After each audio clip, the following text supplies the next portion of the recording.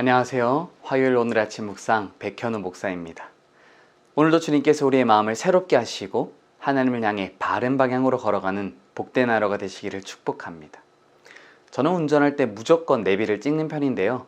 그러다 보니까 길을 아무리 다녀도 잘 안 외워지더라고요. 또 세종에 오고 나서는 교회랑 집만 왔다 갔다 거리니까 세종을 살아도 세종을 잘 모릅니다. 그래서 한 번은요, 일부러 내비를 끄고 가봤습니다. 늘 다니던 길이 아니라 좀 다른 길로 돌아갔는데요. 사실 세종길이 별로 안 어렵잖아요. 사각형으로 생겨서 이쪽으로 가면 대충 집이겠거니 싶었습니다.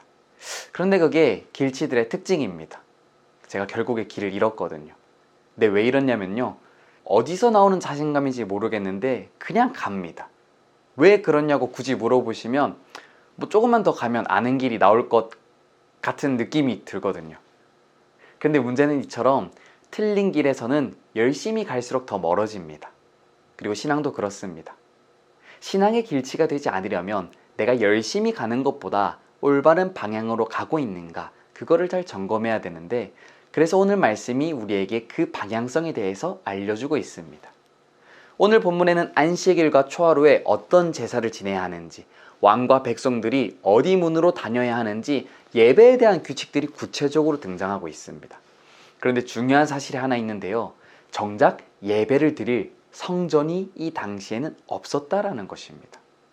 예루살렘과 성전은 무너졌고 백성들은 포로가 되어 있었기 때문입니다. 그런데 하나님께서는 무너진 백성들에게 새로운 성전을 보여주시면서 너희가 다시 예배하게 될 것이다 라고 말씀하시는 거죠. 이게 왜 놀라운 거냐면요, 이 새로운 삶의 회복의 중심에 하나님이 가장 먼저 세우시는 것이 예배라는 것입니다. 하나님께서 이스라엘을 회복시키시는 방법은 먼저 강한 나라를 만드는 것도 아니고 경제를 회복시키는 것도 아니었습니다. 먼저 다시 하나님 앞에 서게 하는 것입니다. 왜냐하면 사람의 진짜 회복은 환경이 회복되는 것보다 하나님과의 관계가 회복되는 것에서 시작하기 때문입니다. 그렇다면 오늘 말씀에서 하나님께서 우리의 무엇을 회복하길 원하실까요? 첫 번째, 우리는 예배를 통해 방향을 회복해야 합니다. 오늘 구절에 재미있는 규정이 나오는데요. 이 백성들이 하나님께 예배하러 들어올 때 북문으로 들어온 사람은 남문으로 가고 남문으로 들어온 사람은 북문으로 가라 라고 말하고 있습니다. 그리고 또 이어서 이렇게 얘기하죠. 들어온 문으로 도로 나가지 말고 그 몸이 앞으로 향한 대로 나갈지며. 물론 이것은 많은 백성들이 모이기 때문에 성전에서 질서 있게 움직이도록 주신 규정이기도 합니다. 하지만 우리에게 주는 묵상이 하나 있는데요. 하나님 앞에 나온 사람들은 앞으로 걸어간다라는 것입니다. 들어왔던 길을 되돌아가는 것이 아니라 앞으로 간다라는 것입니다. 저는 이것이 예배와 참 닮아 있다고 생각합니다. 예배를 드린다는 것은 내 삶에 하나님을 잠깐 모셨다가 원래 자리로 가는 것이 아닙니다. 하나님 앞에서 내 삶의 방향을 다시 잡고 앞으로 나아가는 것, 그것이 예배라는 것입니다. 그런데 때로 우리의 예배는 이럴 때가 있습니다. 걱정을 가지고 왔다가 똑같이 걱정을 가지고 나갑니다.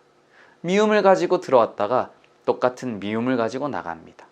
내 고집을 가지고 왔습니다. 그리고 내 고집을 조금도 내려놓지 않고 다시 돌아갈 때가 있습니다. 그러면 몸은 예배당을 다녀왔지만 삶의 방향은 한 번도 예수님께로, 하나님께로 움직이지 않은 것입니다.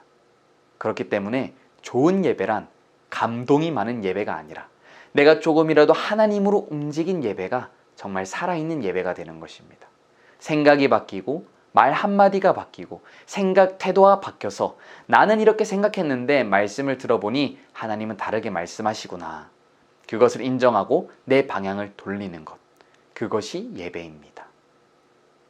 그래서 신앙이 깊어진다는 것은 내 주장이 점점 강해지는 게 아니라 하나님께 점점 방향을 수정하는 것입니다. 오늘 아침에도 이렇게 한번 물어보면 좋겠습니다. 나는 지금 어디를 향해 가고 있는가? 오늘 말씀 앞에서 우리의 방향이 다시 하나님께로 정렬되기를 축복합니다.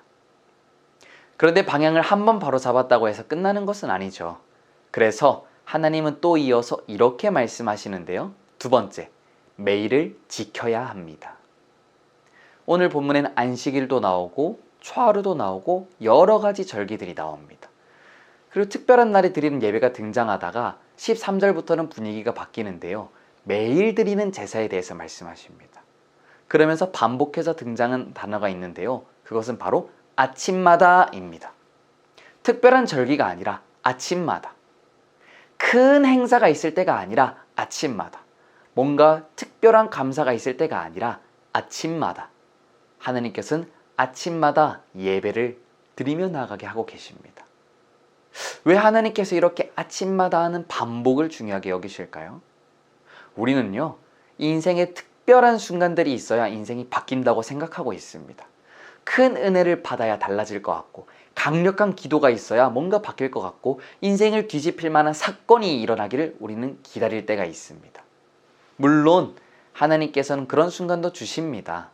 하지만 우리의 삶을 실제로 만들어가는 것은 몇 번의 특별한 순간보다는 수없이 반복되는 평범한 날들입니다. 신앙도 그렇습니다. 내가 한번 뜨겁게 기도하는 것보다 다시 하나님 앞에 앉는 이 아침이 중요합니다. 한번 크게 결단하는 것보다 오늘도 말씀을 펼치는 것이 중요합니다. 한번 눈물 흘리는 것보다 하나님께 마음을 계속해서 드리는 것이 중요합니다. 그래서 신앙은 이벤트가 아니라 삶입니다. 하나님은 우리의 인생을 한 번의 거대한 결심보다 매일의 작은 예배를 통해서 빚어가기를 원하십니다. 생각해보면 우리가 무너지는 이유도 비슷하잖아요. 어느 날 갑자기 하나님께 멀어지는 게 아니라 하루 말씀을 놓치고 기도를 놓치고 마음속에 생긴 미움을 그대로 두고 이게 반복되다 보면 어느 순간 하나님과 꽤 멀리 가 있을 때가 있습니다. 하지만 감사한 것은 회복도 반대로 마찬가지입니다. 하루아침에 완성되는 게 아니라 오늘 다시 기도하고 오늘 다시 말씀하고 오늘 다시 감사하고 그렇게 하루하루 하나님 앞에 나아가다 보면 어느 순간 내 인생이 다시 하나님을 향할 수 있습니다. 그렇기 때문에 우리는 평범한 아침을 가볍게 여겨서는 안 됩니다. 오늘 하나님 앞에 앉아있는 이 시간이 정말 별것 아닌 것처럼 느껴질 수 있습니다. 묵상 한번 한다고 인생이 갑자기 달라질 것 같지도 않습니다. 그러나 하나님은 이런 아침들을 모아서 우리의 인생을 만드시는 줄로 믿습니다. 어제 흔들렸어도 괜찮습니다. 오늘 다시 방향을 잡으면 됩니다. 어제 기도를 놓쳤어도 오늘 다시 기도하면 됩니다. 어제 내 마음이 하나님께서 멀어졌다면 오늘 다시 가까이 가면 됩니다. 하나님께서 우리에게 아침을 주셨다는 것은 오늘 다시 시작할 수 있다는 뜻입니다. 그렇게 아침마다 다시 하나님 앞에 서다 보면 어느 순간 우리는 처음과 전혀 다른 곳을 걷고 있을 줄로 믿습니다. 이 시간 이 믿음으로 함께 기도하겠습니다. 하나님 아버지, 익숙하게 살아가느라 제가 어디를 향해 가고 있는지 돌아보지 못했던 모습을 용서하여 주시옵소서. 예배를 드리면서도 내 생각과 고집을 그대로 붙잡고 돌아가지 않게 하시고 앞으로 말씀을 생각하게 하시고 태도를 바꾸고 삶의 방향을 하나님께로 돌리게 하여 주시옵소서. 특별한 은혜를 기다리는 것이 아니라 아침마다 주님께서 주시는 평범하고 작은 믿음을 귀하게 여기게 하여 주시옵시고 어제 넘어졌어도 오늘 다시 시작하게 하시고 어제 멀어졌어도 오늘 다시 주님께로 나아가게 하시며 매일의 작은 순종과 예배가 쌓여서 우리 인생 전체가 하나님을 향하게 하여 주시옵소서. 예수 그리스도 이름으로 기도합니다. 아멘.